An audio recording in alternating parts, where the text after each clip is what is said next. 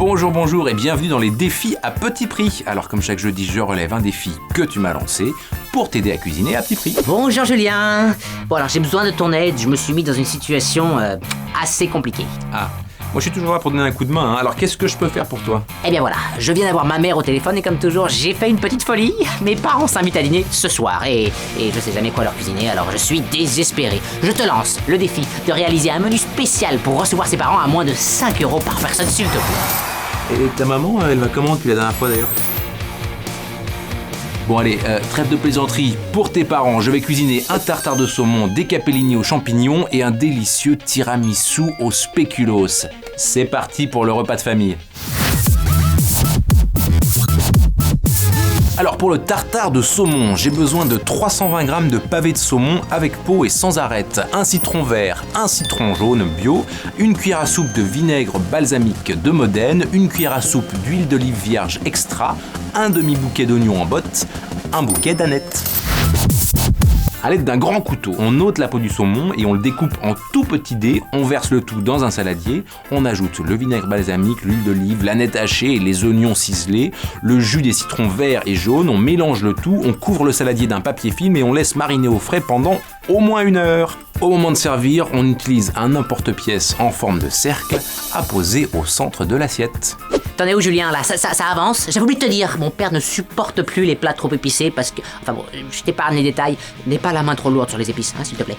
Alors là, ne t'inquiète pas, on y va tout en douceur, il appréciera ce repas, tu peux me faire confiance. Tiens, regarde la suite pour t'en convaincre. Alors pour les capellini aux champignons, il me faut 500 g de pâte capellini, 450 g d'assortiment de champignons cèpe 20%, 20 cl de crème fluide entière UHT à 30% de matière grasse, 100 g de mélange de 3 fromages râpés, une cuillère à soupe d'huile d'olive vierge extra, 6 brins de persil et une gousse d'ail. Dans une poêle, on fait chauffer le beurre et l'huile pour y faire revenir les champignons pendant 10 minutes à feu doux.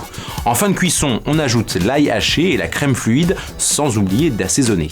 Pendant ce temps, on fait cuire les pâtes capellini dans de l'eau bouillante comme indiqué sur l'emballage, puis on les égoutte. On ajoute la sauce aux champignons en remuant bien pour que les pâtes s'imprègnent bien de la sauce. Avant de servir, on parsème de persil haché au-dessus du plat, on accompagne le tout de fromage râpé. Ah oui, ça m'a l'air très bien, hein. Alors, désolé d'y revenir tout le temps, ça doit être une déformation professionnelle. Niveau budget, on est où? Ah mais je suis pile poil dans les clous, t'angoisse pas. J'ai encore largement assez pour réaliser un très bon dessert. Bien.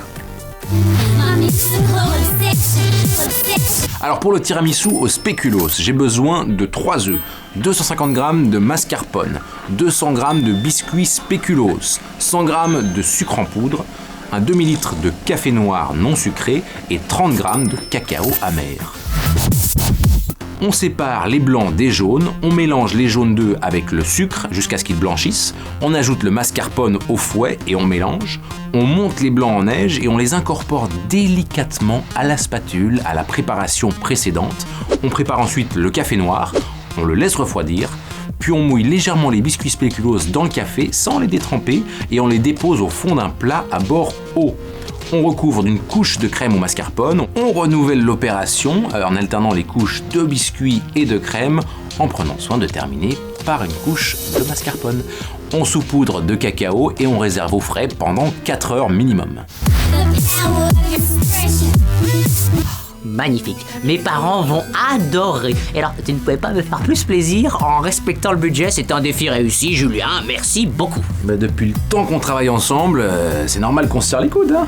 Bon, quant à vous, chers internautes, je vous dis à la semaine prochaine pour un nouveau défi. Bye bye. Si toi aussi tu veux gâter tes parents mais sans trop dépenser, tu peux t'abonner à la chaîne Marmiton, regarder un autre épisode ou laisser un commentaire. Allez, à la semaine prochaine.